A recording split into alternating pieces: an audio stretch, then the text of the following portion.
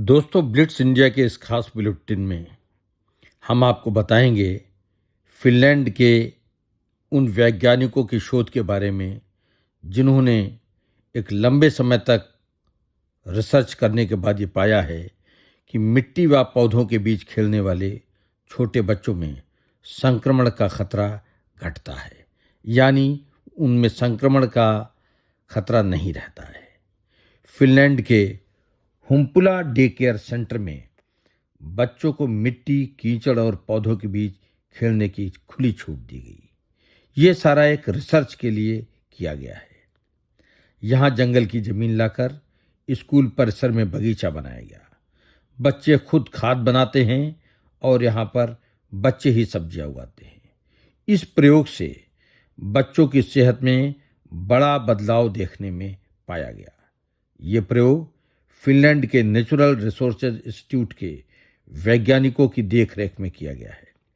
वैज्ञानिक ऑकी सिकोनेन ने बताया कि बच्चों को मिट्टी, पत्तियों और रेत से खेलने दिया गया।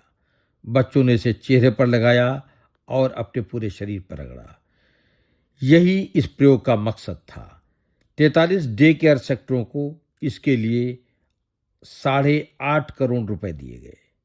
इन पैसों से स्कूलों को प्राकृतिक रूप दिया गया। बच्चों को बैक्टीरिया और फंगस जैसे सूक्ष्म जीवों के संपर्क में लाया गया। 28 दिन में बच्चों के खून में टी रेगुलेटरी सेल्स बढ़ गए। ये सेल्स ऑटो इम्यून बीमारियों से व्यक्ति की रक्षा करते हैं।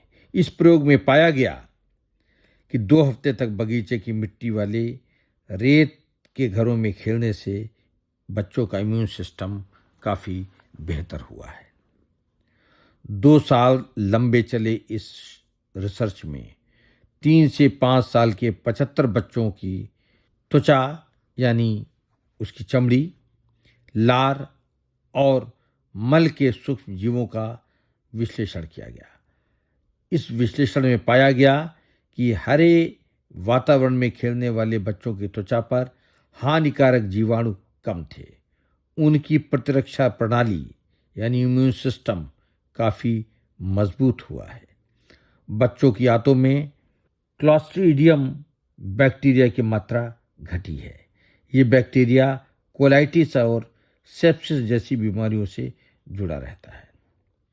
28 दिन में बच्चों के खून में टी रेगुलेटरी सेल्स बढ़ गए। ये सेल्स ऑटो इम्यून बीमारियों से बच्चों की या किसी भी इंसान की रक्षा करते हैं।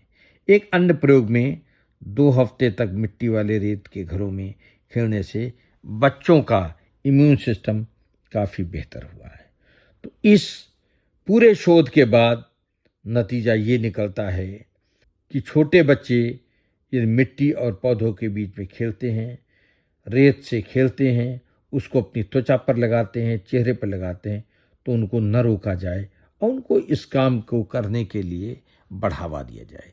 इससे बच्चों का इम्यून सिस्टम बढ़ेगा, बच्चों को बीमारी कम होगी और बच्चे स्वस्थ होंगे, तंदुरुस्त होंगे, जो विकसित भारत में आगे चल के अपना एक बहुत बड़ा महत्वपूर्ण योगदान देंगे।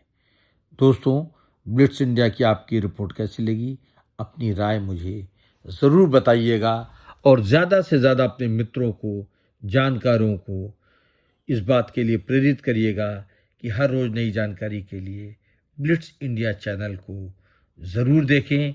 ब्लिट्स इंडिया के यूट्यूब चैनल को ज़रूर सब्सक्राइब करें और अपने कमेंट्स ज़रूर भेजें। और जिस तरीके के आपके पास जानकारियां हैं, जिस तरीके की वीडियो हैं या जो भी आप पास सूचना है, अगर आप कर सकते हैं तो उसको शेयर ज़रूर कीजिए। हम उसको देश और विदेश के ज़्यादातर लोगों तक पहुंचाने का काम करेंगे। धन्यवाद।